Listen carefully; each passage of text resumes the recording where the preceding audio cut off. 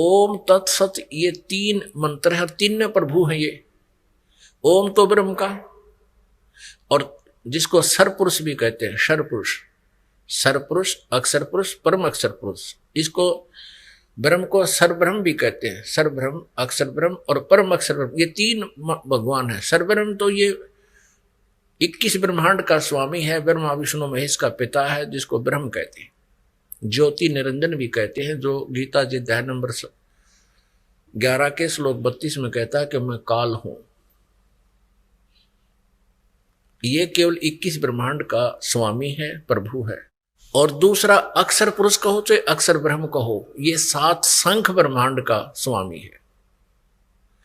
और तीसरा परम अक्षर ब्रह्म है, जो असंख्य ब्रह्मांड का स्वामी है। श्रीमद् भगवद गीता अध्याय 15 के श्लोक नंबर 1 में तत्वदर्शी संत की पहचान बताई है कि ऊपर को संसार रूपी वृक्ष है, ये ऊपर को जड़ तो पूर्ण परमात्मा है, नीचे को तीनों गुण रूपी शाखा है। गीता जी अध्याय नंबर 15 का श्लोक नंबर 1 से 4 का आपको सारांश बताता है ये दास। उल्टा लटका हुआ संसार रूपी वृक्ष है अर्जुन, जिसको ऊपर को जड़ तो पूर्ण परमात्मा है, परम अक्षर ब्रह्म है, और जमीन से बाहर जो जितना पोर्शन दिखाई देता है, जितना भी उसका पार्ट दिखाई देते हैं वृक्ष के, वो पेड़ कहलाता है। वो तना है। सबसे पहले जमीन से बाहर निकलते ही मोटा जो है वो तना, वो अक्षर पुरुष समझो, अक्षर ब्रह्म समझो, अक्षर पुरुष मानो। और उसके बाद एक मोटी डार निकलती है, उसको सरब्रह्म कहो, सरब्रह्म या सरपुरुष कहो, ऐसा जानो। और उस डार के फिर 3 शाखा हो, ये तीनों गुण रूपी शाखा, रजगुण ब्रह्मा जी, सतगुण विष्णु जी, तमगुण शिव जी रूपी शाखा है। और पात रूप संसार, हम आगे फिर पात रूप में, हम संसार रूप में। अब उस वृक्ष को आहार कहां से होता है, कहां से प्राप्त होता है? जड़ से। तो वही जड़ रूपी पूर्ण परमात्मा परम अक्षर ब्रह्म ही इन पूरे संसार रूपी वृक्ष का धारण पोषण करता है। अंडरस्टूड? अब आगे चलते हैं। श्रीमद् भगवद गीता जी अध्याय नंबर 15 के श्लोक नंबर 16 और 17 में 3 पुरुष बताए हैं। पुरुष कहो चाहे प्रभु कहो चाहे ब्रह्म कहो चाहे भगवान कहो। गीता जी अध्याय नंबर 15 के श्लोक 16 में कहा कि सरपुरुष और अक्षर पुरुष, सरपुरुष और अक्षर पुरुष ये 2 भगवान हैं। सर और अक्षर ये 2 प्रभु हैं, 2 स्वामी हैं। और इनका तथा इनके अंतर्गत जितने प्राणी हैं सभी का स्थूल शरीर नाशवान है। ये नाशवान है, इनकी जन्म और मृत्यु होती है। लेकिन जीव आत्मा तो सबकी ही अमर है, कुत्ते की, गधे की, सबकी अमर है, वो तो आगे जन्म लेती रहती है। अब इन 2 प्रभुओं का, 2 भगवानों का, 2 ब्रह्मों का, 2 पुरुषों का 15वें अध्याय के 16वें श्लोक में इनका विवरण समाप्त हो गया। अब 17वें श्लोक में 15वें अध्याय के श्रीमद् भगवद गीता के 15वें अध्याय के 17वें श्लोक में कहा है। श्रीमद् भगवद गीता अध्याय 15 अब श्लोक 17 में स्पष्ट कर दिया है कि उत्तम पुरुष तु अन्य परमात्मा इति उदाहरते यह लोकत्रयम् आविश्य विभर्ति अवैश्वर है। ओह, इसमें स्पष्ट कर दिया है कि पुरुषोत्तम, पुरुषोत्तम यानी उत्तम पुरुष, पुरुष माने प्रभु ब्रह्म, जिसको परम अक्षर ब्रह्म कहते हैं, वो तो इन सरपुरुष और अक्षर पुरुष जो 16वें श्लोक में वर्णित हैं 15वें अध्याय के गीता जी, उनसे कोई अन्य है। उत्तम पुरुष है तू अन्य। उत्तम माने श्रेष्ठ, पुरुष माने ब्रह्म कहो चाहे प्रभु कहो, परमात्मा को उत्तम ब्रह्म यानी परम अक्षर ब्रह्म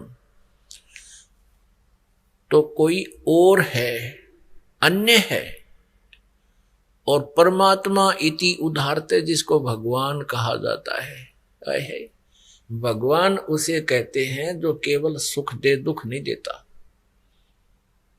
परमात्मा उसे कहते हैं जो दुख नहीं देता, केवल सुख सुख देता है। और फिर कहा है निचली पंक्ति में कि यह लोकत्रय आविश्य विभर्ति अवैश्वर है। जो तीनों लोकों में प्रवेश करके सबका धारण पोषण करता है, वो है अविनाशी परमात्मा। वह अविनाशी परमेश्वर है, वो है वास्तव में अविनाशी। वो है सच्चिदानंद घन ब्रह्म, वो है परम अक्षर ब्रह्म। अब यहां थोड़ा सा भ्रम उत्पन्न होता है श्रीमद् भगवत गीता जी के पाठकों को कि श्रीमद् भगवत गीता अध्याय नंबर 15 के श्लोक नंबर 18 में गीता ज्ञानदाता ये ब्रह्म कह रहा है कि मैं तो पुरुषोत्तम, लोक वेद के आधार से मैं पुरुषोत्तम प्रसिद्ध हूं। लोक वेद किसे कहते हैं? दंत कथा, किसी कहा सुना ज्ञान जो वेद प्रमाणित, जो सदग्रंथ प्रमाणित ना हो। लोक वेद, कथा, दंत कथा सीधा सारथ समझो, जो सुना सुनाया ज्ञान, आम व्यक्ति के द्वारा सुनाया हुआ ज्ञान। अपने आप को पुरुषोत्तम प्रसिद्ध होने का कारण भी बता रहा है कि मेरे अंतर्गत 21 ब्रह्मांड में मेरे अधीन जितने प्राणी हैं, चाहे वह ब्रह्मा विष्णु महेश हैं, चाहे रंक हैं, चाहे राजा है, चाहे अन्य चींटी से लेकर हाथी तक है, ये सभी इस ब्रह्म के कंट्रोल में है। ये इनसे ताकतवर है। जैसे श्री विष्णु जी 16 कला के प्रभु हैं, इसमें 16 प्रकार की शक्तियां हैं और ये 1000 प्रकार की कला वाला है। जैसे भगवान श्री विष्णु जी 4 भुजा के हैं, तो ये काल 1000 भुजा का ब्रह्म सरपुरुष जो 21 ब्रह्मांड का स्वामी है। तो ये क्या कहता है कि मैं तो पुरुषोत्तम इसलिए प्रसिद्ध हो रहा हूं क्योंकि मेरे अंतर्गत जितने भी प्राणी हैं मैं उनसे उत्श्रेष्ठ हूं, उनसे तगड़ा हूं, ताकतवर हूं, इसलिए मैं लोके वेदे पुरुषोत्तम प्रसिद्ध हूं। स्पष्ट कर दिया कि आई एम नॉट पुरुषोत्तम, मैं पुरुषोत्तम नहीं हूं। पुरुषोत्तम तो 15वें अध्याय के 17वें श्लोक में बता दिया कि यह उत्तम पुरुष को चाहे पुरुषोत्तम कहो, पुरुषोत्तम तो अन्य ही है जिसको परमात्मा कहा जाता है। और यह लोक धर्म आविश्य विवर्ती अवैश्वर है, जो तीनों लोकों प्रवेश करके सबका धारण पोषण करता, वो है अविनाशी भगवान। श्रीमद् भगवत गीता जी अध्याय नंबर 15 के श्लोक 1 से 4 और 16 और 17 में ये 3 प्रभु स्पष्ट हो गए। अब लोक वेद किसे कहते हैं? सुना सुनाया ज्ञान जो सच्चाई से दूर हो। जैसे आज तक हम रजगुण ब्रह्मा जी, सतगुण विष्णु जी, तमगुण शिव जी को अजरो अमर कहा करते थे, सुना करते थे। ये लोक वेद सुना करते थे, ये अज्ञानी ऋषि, मैं ऋषि मंडलेश्वर, ये गुरु। लेकिन ये वास्तव में अविनाशी नहीं थे। इनकी जीवनी में लिखा है श्री मद देवी भागवत यानी देवी पुराण में, शक्ति पुराण में, गीता प्रेस गोरखपुर से प्रकाशित केवल हिंदी सचित्र मोटा टाइप, इसके 123 पृष्ठ पर 3रे स्कंद में विष्णु जी स्वयं स्वीकार करते हैं कि तुम शुद्ध स्वरूपा हो, ये सारा संसार आपसे ही उद्भासित हो रहा है और मैं ब्रह्मा और शंकर, विष्णु जी करें, हमारा तो जन्म और मृत्यु होता है। आविर्भाव माने जन्म, तिरोभाव माने मृत्यु होता है। हम नित्य नहीं हैं, हम अविनाशी नहीं हैं। फिर शंकर भगवान कहते हैं कि माता, जब आपसे ही ब्रह्मा जी का जन्म हुआ, आपसे विष्णु जी का जन्म हुआ, तो फिर क्या मैं तमोगुण लीला करने वाला शंकर आपका पुत्र नहीं हुआ? और हम आप ही से उत्पन्न हैं, हम तीनों गुणों युक्त हैं और हम केवल नियमित कार्य ही कर सकते हैं, यानी जिसका जैसा वर्क डन ही दे सकते हैं। किसी की किस्मत में, किसी के प्रारब्ध में कोई दुख है, उसको निवारण नहीं कर सकते, कम और अधिक नहीं कर सकते। तो ये लोक वेद था जो हमें सुनाया जाता था कि अजरो अमर है, इनके कोई माता पिता नहीं है, ये सर्वेश्वर है, महेश्वर है, अनंत कोट ब्रह्मांड के स्वामी है। इसको लोक वेद कहते हैं। तो यहां गीता ज्ञानदाता 15वें अध्याय के 18वें श्लोक में कहता है कि मैं तो लोक वेद के आधार से पुरुषोत्तम प्रसिद्ध हूं। कारण बताता है कि मेरे अंतर्गत 21 ब्रह्मांड में जितने भी प्राणी हैं उनसे मैं तगड़ा हूं, उत्तम हूं। यहां तगड़ा किसने माना है? जैसे ऋषि हुआ करते, एक ऋषि ने, एक सिद्ध ने कोई एक सिद्धि प्राप्त कर ली और दूसरे के पास 2 होगी तो 2 वाला उससे उत्तम माना जाता है, बाकी दोनों चौड़ चपट। तो ऐसे ये 1000 भुजा का मालिक है, 1000 कला है इसके पास, और अन्य इसके अंतर्गत जो प्रभु हैं श्री सतगुण विष्णु जी, श्री रजगुण ब्रह्मा जी और श्री शिव जी तमगुण, ये 16 कला के प्रभु हैं। ये वैसे तीनों ही 16 कला के प्रभु हैं, एक जैसी पावर है इनकी। बाकी श्री विष्णु जी ज्यादा सुप्रसिद्ध हैं क्योंकि हम इनको ज्यादा मानते रहे लोक वेद के आधार से। मैं तो देते रहे, इस शंकर भगवान जी को भी पैरेलल देते रहे, जबकि ये तीनों के तीनों 4 भुजा युक्त हैं, एक जैसी पावर है, एक जैसे ही विभाग हैं इनके। जैसे एक प्रांत में मंत्री होते हैं तो ये एक ब्रह्मांड रूपी प्रांत में ये एक एक विभागीय मंत्री हैं। रजगुण विभाग के ब्रह्मा जी, सतगुण विभाग के विष्णु जी, तमगुण विभाग के शिव जी।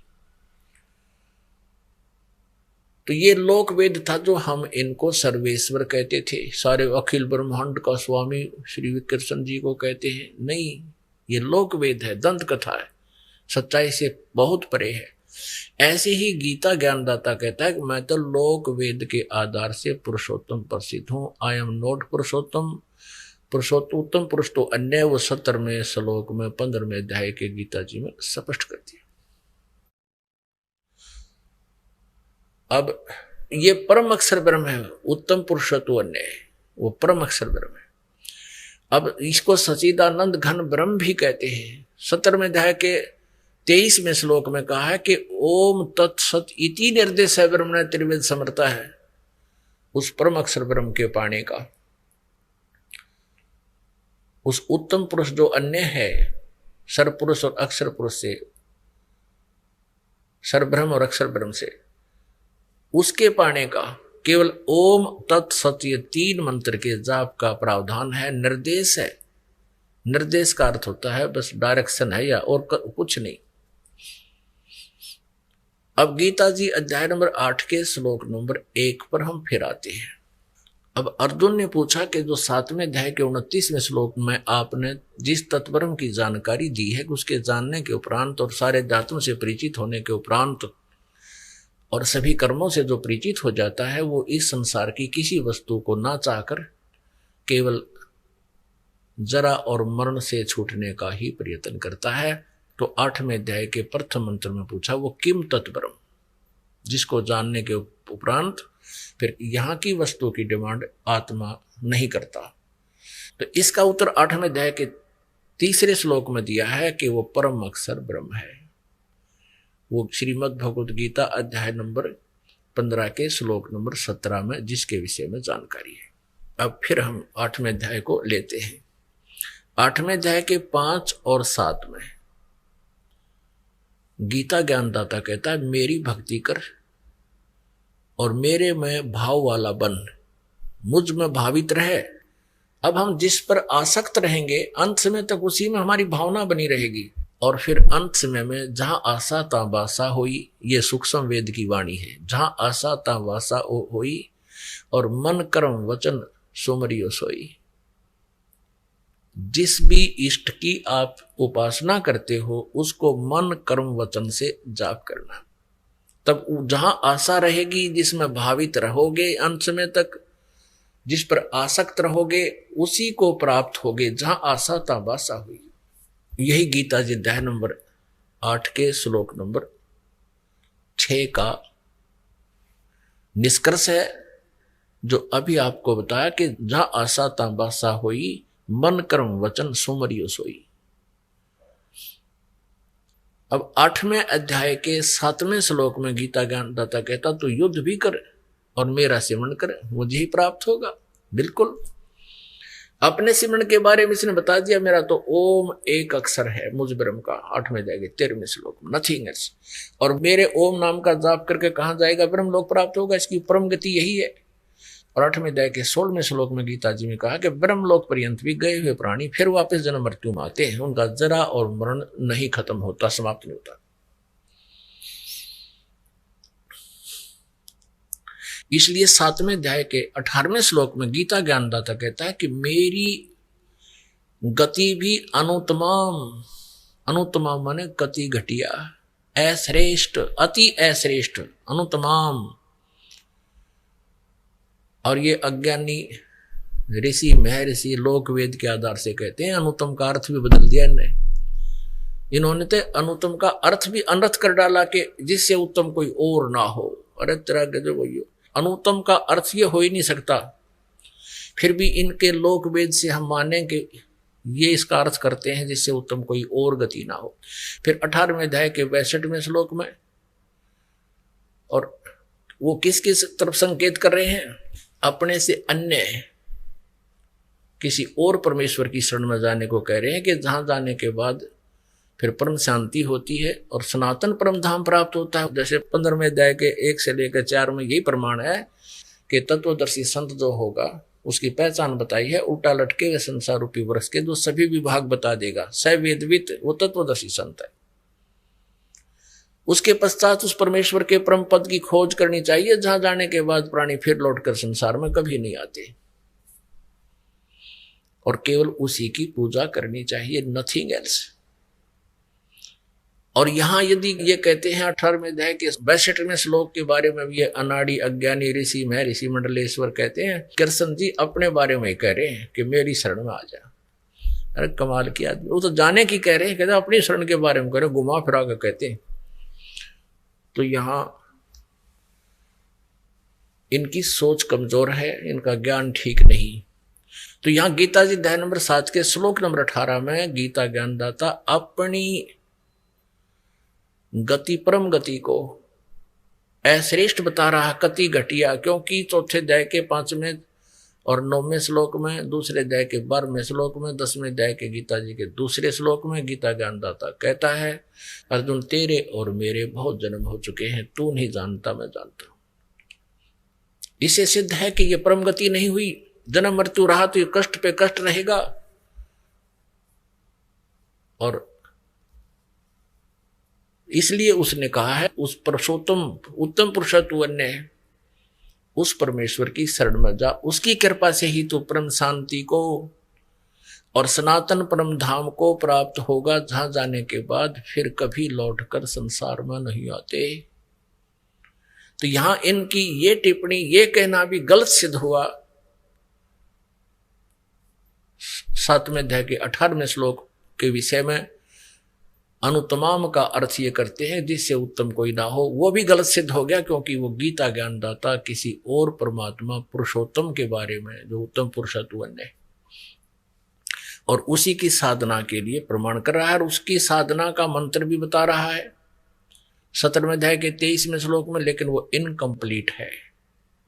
इसलिए श्रीमद् भगवद गीता अध्याय नंबर 4 के श्लोक नंबर 34 में कहा कि जो चौथे अध्याय के 32वें श्लोक में जिस सच्चिदानंद घन ब्रह्म की वाणी की जानकारी दी है, वो है तत्व ज्ञान। उस तत्व ज्ञान को किसी तत्वदर्शी संत से पूछो, समझो, वो बताएंगे, उस परमात्म तत्व का ज्ञान देंगे तुझे।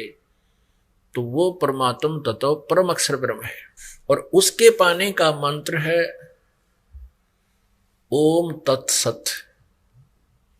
ओम ब्रह्म का, सरपुरुष का, जो गीता जी अध्याय नंबर 15 के श्लोक नंबर 16 और 17 में 3 पुरुष, पुरुष कहो, प्रभु कहो, स्वामी कहो, ब्रह्म कहो, ये तीन ब्रह्म है, 3 पुरुष है। सरपुरुष ये ब्रह्म है, सरब्रह्म भी कहते हैं इसको, जो 21 ब्रह्मांड का स्वामी, ब्रह्मा विष्णु महेश के पूज्य पिताजी।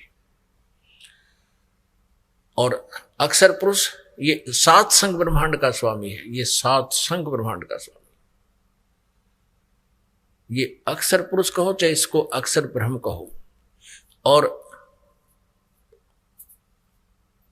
जो 15वें अध्याय के 17वें श्लोक में कहा उत्तम पुरुष है तू अन्य परमात्मा इति उदाहरते है।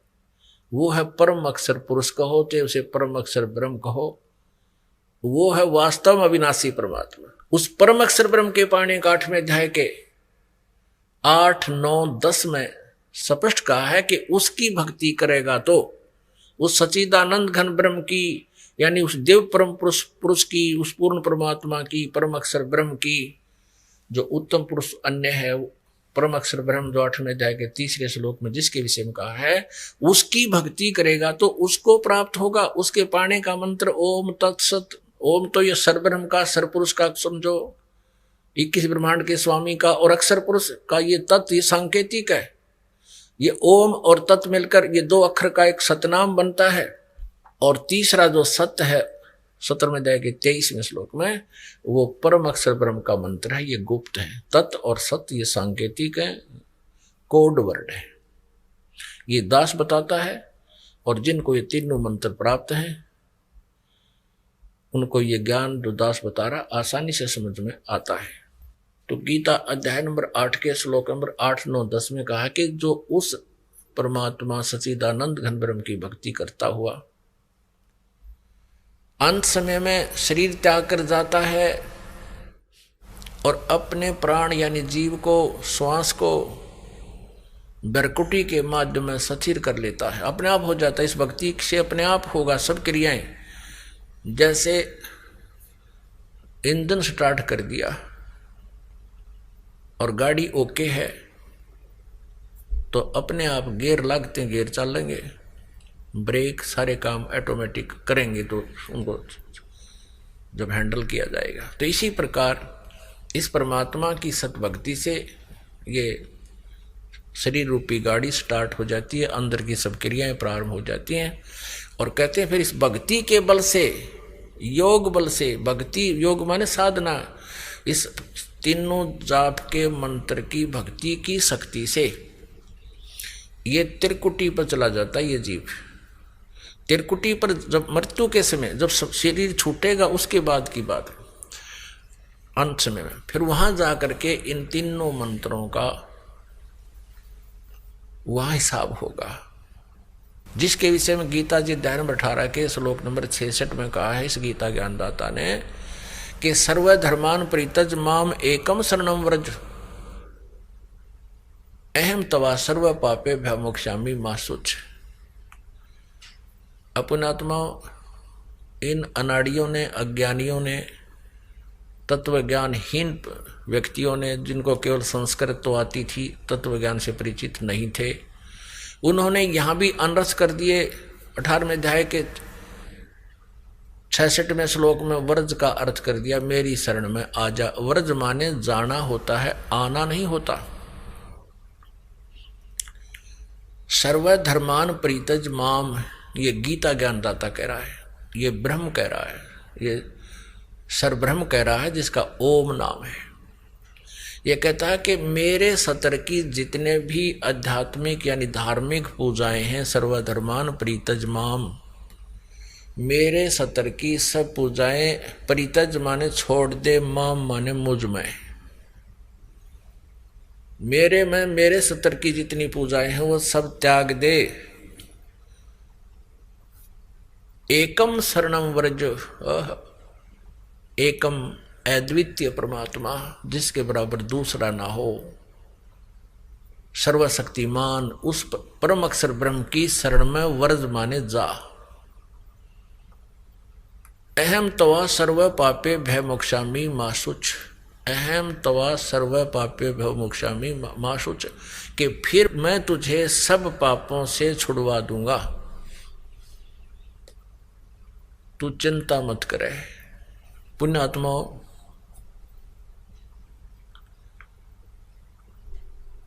अब जैसे ओम तत् सत इस 3 मंत्र के जाप की कमाई से परमात्मा प्राप्ति होगी। हम ओम नाम है ये ब्रह्म का, हम क्या करते रहे, ओम नाम यानी ब्रह्म साधना करके ब्रह्मलोक को प्राप्त कर लेते। ब्रह्मलोक के अंदर इस काल ने बहुत बड़ा छल किया हुआ है। उस ब्रह्मलोक को डिवाइड किया है 5 हिस्सों में। एक तो महा इंद्र बना दिया, जो अच्छी आत्माएं होती हैं वो अपने पुण्य के आधार पर वहां का राजा बन जाता, कंट्रोलर, मैनेजमेंट करने वाला। और भी अच्छी पुण्य आत्माएं हैं तो उनके लिए उस रेस्टोरेंट को विभाजित कर रखा है, उस स्वर्ग को। स्वर्ग कहो चाहे रेस्टोरेंट कहो, जहां प्राणी अपने पुण्यों का, अपनी पूंजी का ही नाश करता है और वहां की सुविधाएं प्राप्त कर लेता है। इस काल ने उसको डिवाइड किया हुआ है। महा इंद्र का लोक, उसके ऊपर फिर 4 नकली लोक बना रखे हैं। सतलोक नकली, डुप्लीकेट, ऊपर के लोकों की नकल करवा रखी है दुर्गा से, अपनी शक्ति से इसने बनवा रखे। नकली सतलोक, नकली अलखलोक, नकली अगमलोक और नकली अकहलोक बनवा रखे हैं।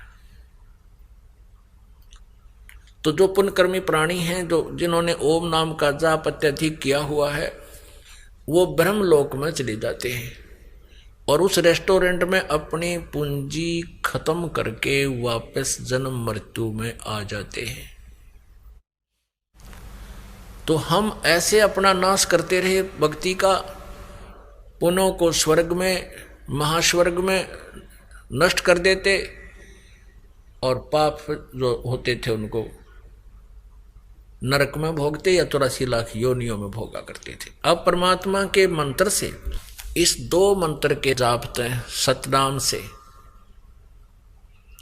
और साथ में सार नाम के प्रभाव से हमारे सभी पाप नष्ट हो जाते हैं। हमारे केवल पुण्य शेष रह जाते हैं, भक्ति शेष रह जाती है। तो हम क्या करते रहे, ओम नाम का जाप तो स्वर्ग में नष्ट कर दिया, बाकी पाप नरक में 84 लाख योनियों की, कुत्ते गधे सूरों की शरीरों को भोगते रहे, हम कष्ट उठाते रहे उन पापों के कारण। यहाँ 18वें अध्याय के 66वें श्लोक में गीता ज्ञान दाता स्पष्ट कर रहा है कि मेरे सतर की ओम नाम की जो साधना पूजाएं हैं, धार्मिक अनुष्ठान पूजाएं हैं, जो तेरी धर्म धार्मिक क्रियाएं हैं, या ये यज्ञ आदि है, 5 यज्ञ है, मेरे सतर की हैं ये, इनको मुझ में छोड़ दे, इनका प्रतिफल मत ले मुझसे। क्योंकि हम स्वर्ग में नष्ट करते थे, महास्वर्ग में वेस्ट करते थे या संसारिक सुख मांगते थे, ये मुझ में दे दे, इसके बदले में मैं अपना टैक्स तेरा, क्योंकि हम काल के लोक में रह रहे हैं, ये कहता है तेरा ये जितना भी मेरा कर्जा है तेरा, इससे मुक्त कर दूंगा तुझे। और फिर तू उस सर्वशक्तिमान एकम शरणम व्रज माने जा, जैसे गीता जी अध्याय नंबर 18 के श्लोक नंबर 62 में भी इसी परम अक्षर ब्रह्म की शरण में जाने को कहा है, ना कि श्री कृष्ण जी ने अपनी शरण में आने को नहीं कहा। यदि ऐसा कोई बताता है तो स्वयं भी भ्रमित है और मानव समाज को भी वो गुमराह कर रहा है, दिग्भ्रष्ट कर रहा है। वो अज्ञानी व्यक्ति है, उसके उस अज्ञान को सुनकर जीव अपना जीवन नष्ट कर जाता है। तो यहाँ गीता जी अध्याय नंबर 18 के श्लोक नंबर 66 में कहा कि मेरी सब प्रकार की पूजाओं को मुझ में छोड़कर उस सर्वशक्तिमान शरण की शरण में जा, फिर मैं तुझे यहाँ कुत्ते गधे सुअर नहीं बनाऊंगा, अपनी कैद में नहीं रखूंगा, तुझे बरी कर दूंगा। सीधी सी बात है।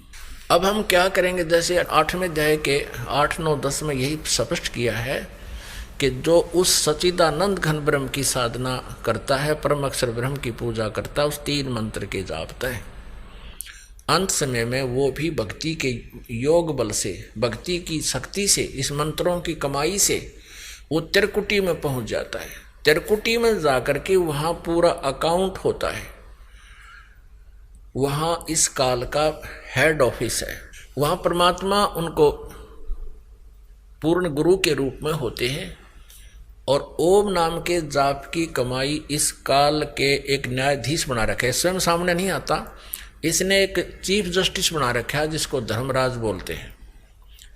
उसके ऑफिस में जाके परमात्मा इस दास के रूप में अपनी सत भक्ति करने वाली आत्मा के साथ जाएगा और जैसे वकील होते हैं जो कोर्ट में जाकर के अपने क्लाइंट की सारी वो बताते हैं कि ये क्या चाहता है, ये क्या कहना चाहता है, ऐसे परमात्मा गुरु रूप में जाएंगे और कहेंगे ले तू अपने ओम नाम की कमाई रख और कैंसिल कर इसको बरी कर यहाँ से। जैसे कोर्ट ने जुर्माना कर रखा हो और उसको नहीं भरने पर उसको सजा दे देते हैं, तो कहते हैं जुर्माना लो और बरी करो, वो बरी कर देते हैं। तो ये कहता है ऐसे ही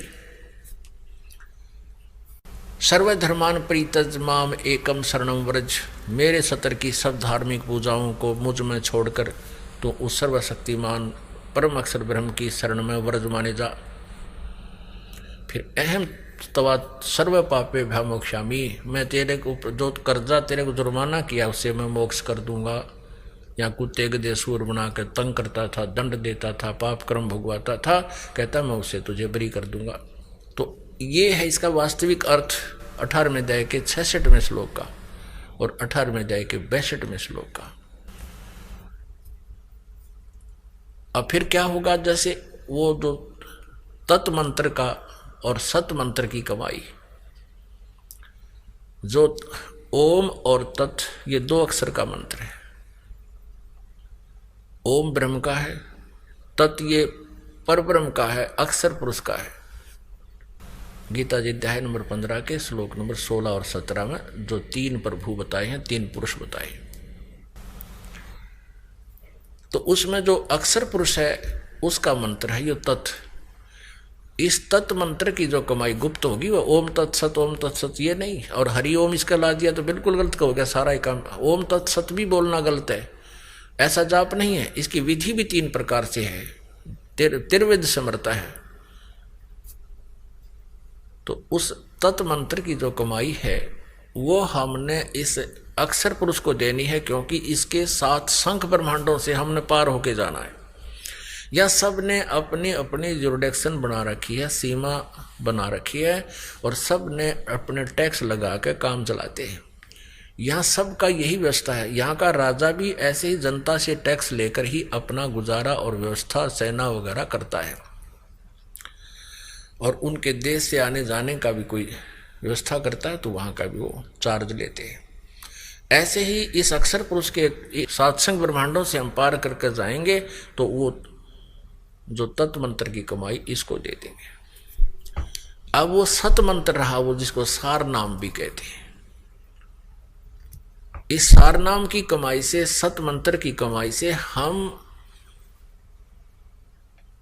भंवर गुफा पार करके सतलोक में पहुंच जाएंगे, ब्रह्मा द्वार पार कर जाएंगे, ब्रह्म द्वार में हम पहुंचेंगे और वहां परमात्मा सतपुरुष वो परम अक्षर ब्रह्म प्राप्त होगा, जहां जाने के बाद फिर लौटकर प्राणी कभी वापस नहीं आता, संसार में नहीं आता। अभी तक हमें केवल 10 द्वारों की ही जानकारी दी गई थी। 10वां द्वार अंतिम माना जाता था। ये वेद ज्ञान था, इन 4 वेदों का ज्ञान था। इन 4 वेदों में इनकम्प्लीट नॉलेज है, इनकम्प्लीट स्पिरिचुअल नॉलेज है, अधूरा आध्यात्मिक ज्ञान है। और इन 4 वेदों का ही कोड वर्डों में संक्षिप्त ज्ञान जो है श्रीमद् भगवत गीता में है। तो श्रीमद् भगवत गीता जी अध्याय नंबर 4 के श्लोक नंबर 34 में ऑप्शन छोड़ दिया है कि तू उस तत्व ज्ञान को तत्वदर्शी संतों से समझ और वो ही उस परमात्म तत्व की जानकारी देंगे। इससे भी सिद्ध है कि गीता ज्ञान इनकम्प्लीट है, लेकिन गलत नहीं कह सकते, अधूरा है। और ऐसे ही 4 वेदों का सारांश ये है ही। यजुर्वेद अध्याय नंबर 40 के श्लोक नंबर 10 से लेकर 13 में ये वेद ज्ञान दाता वही है जो गीता ज्ञान दे रहा है, ये ब्रह्म है। ये 40वें अध्याय के 15वें श्लोक में कहता है कि वायु अनिलम अमृतम अथिदम भस्मांतम शरीरम ओम कर्तु समर कल्वे समर और कर्तुम समर। और यजुर्वेद 40वें अध्याय के 17वां श्लोक अंतिम श्लोक है यजुर्वेद का, और अंतिम अध्याय है 40वां। उसके लास्ट में निर्णय कर दिया है कि वो परम अक्षर ब्रह्म, वो जो उत्तम पुरुष, वो परमेश्वर तो गुप्त है, वो पूर्ण परमात्मा तो गुप्त है, प्रोक्ष हूँ, मेरा ओम नाम है और मैं ब्रह्मलोक में रहता हूँ, व्यापक हूँ। अहम खम ब्रह्म, ओम, ओम मेरा अक्षर है, मेरा मंत्र है, और मैं ब्रह्म उस ब्रह्मलोक रूपी दिव्य आकाश में रहता हूं। श्री देवी भागवत में 7वें स्कंद में गीता प्रेस गोरखपुर से प्रकाशित 562-63 पृष्ठ पे स्वयं दुर्गा जी कहते हैं, हिमालय जी को ब्रह्म के बारे में जानकारी देते हुए कहते हैं उसका ओम नाम है, और उस ओम नाम के जाप से तू ब्रह्मलोक प्राप्त होगा।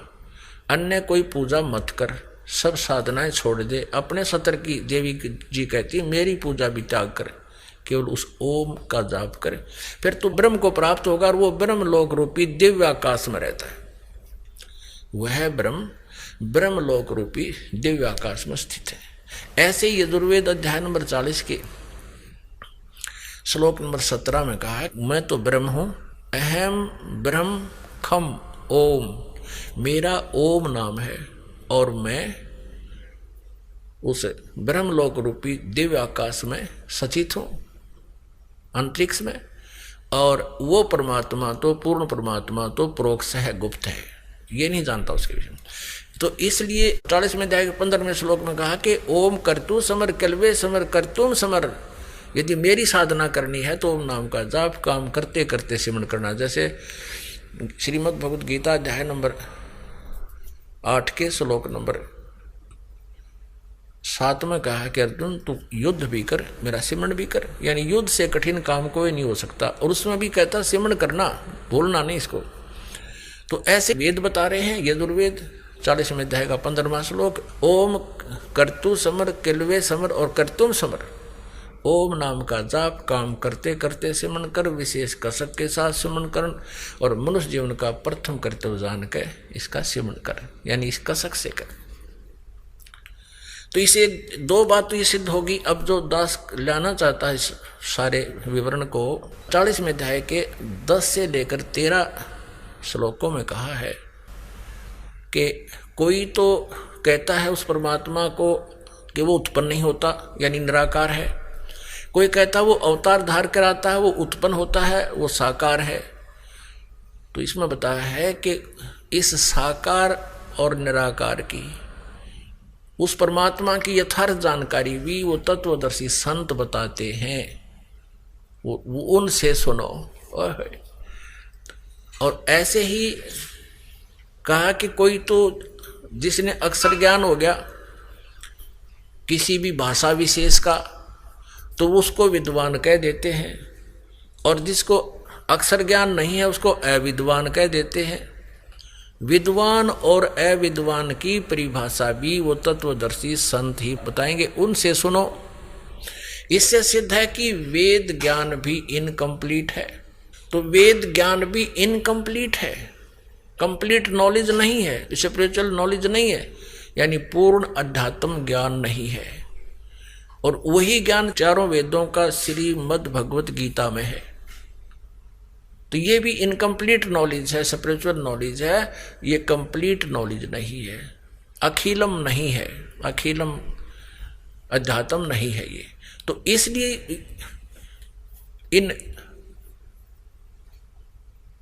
चारों वेदों में केवल ब्रह्म तक का ज्ञान रहा है, और उसके बाद तत् और सत जो मंत्र हैं इनकी जानकारी सूक्ष्म वेद में है, जो परमात्मा सच्चिदानंद घन ब्रह्म कबीर देव जी की कबीर वाणी में वर्णित है, जो इस दास के समझ में आई है।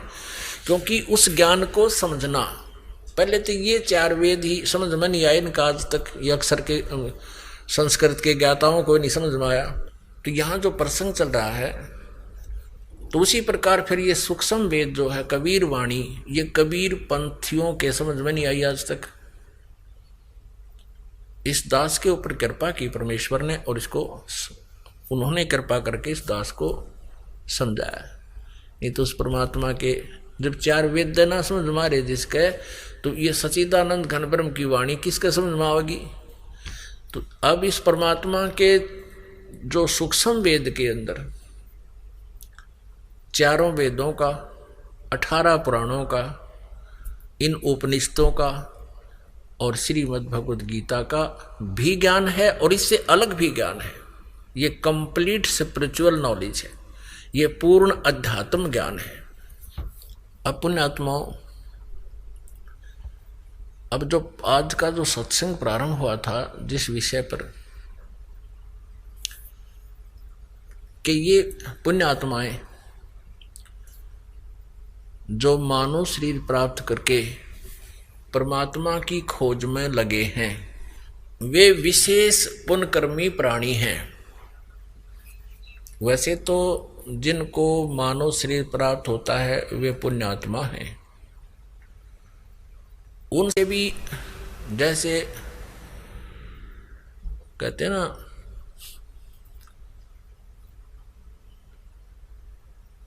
उनसे भी जो श्रेष्ठ हैं, उनसे भी जो अच्छी आत्मा है, विशेष अच्छी आत्माएं हैं, वो हैं जो परमात्मा पाने का प्रयत्न कर रहे हैं, मनुष्य शरीर पाकर।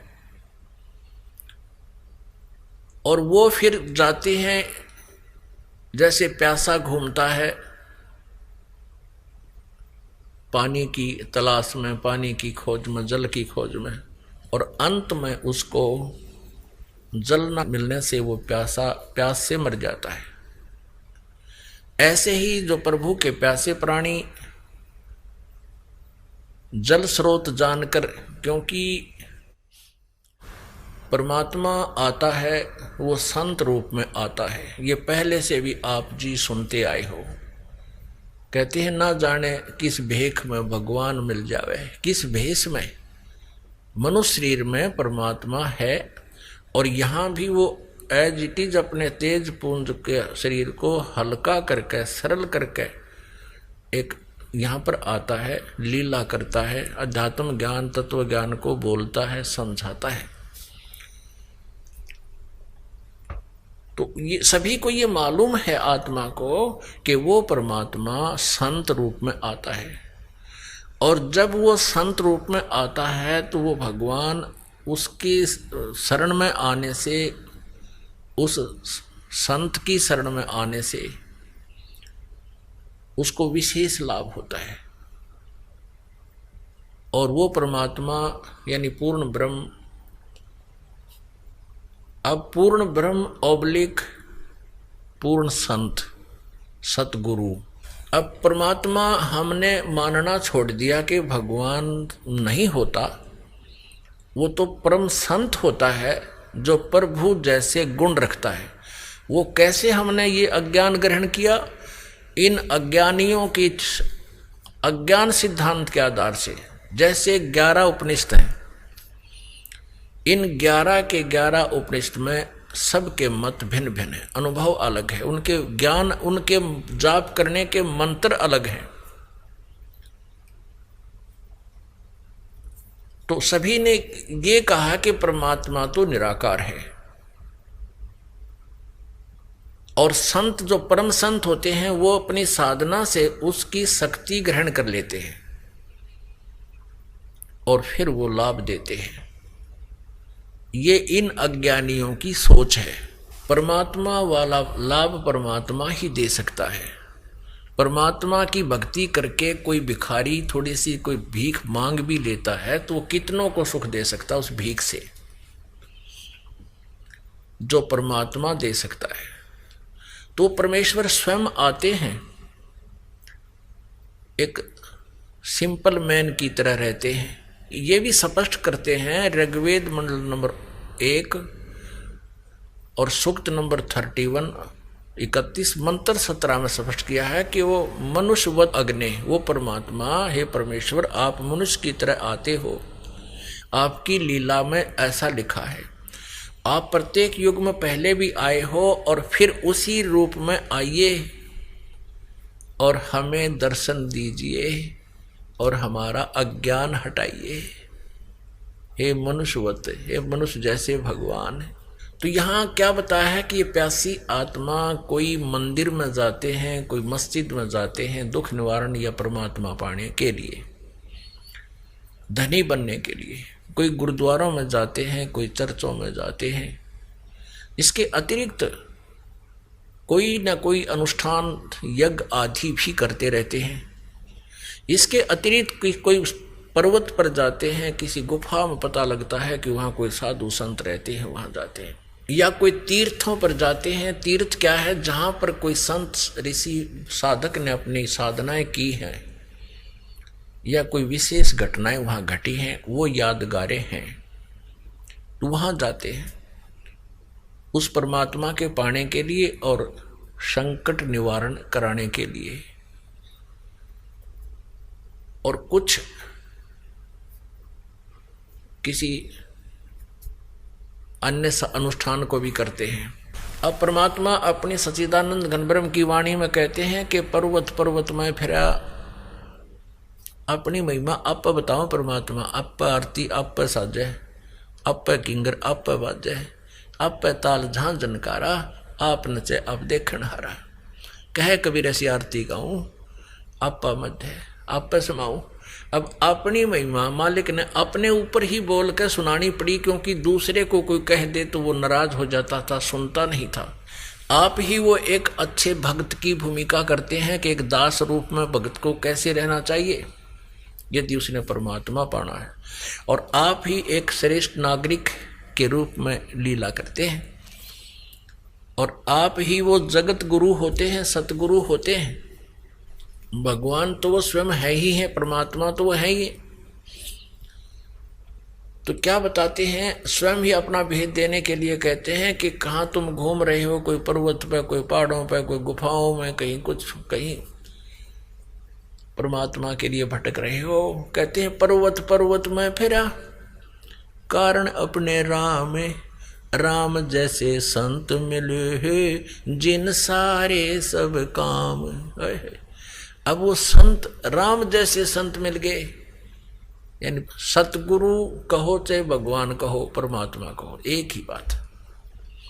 क्योंकि सतगुरु परमात्मा ही हो सकता है, अन्य कोई सतगुरु कहते हैं वो सतगुरु नहीं है, वो नकली है।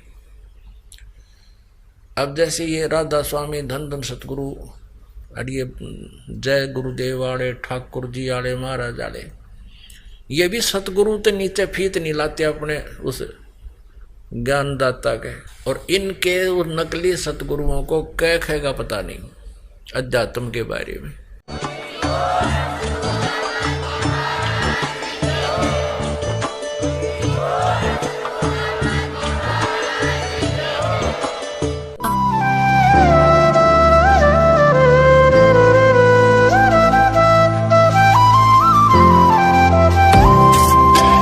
सत सोही।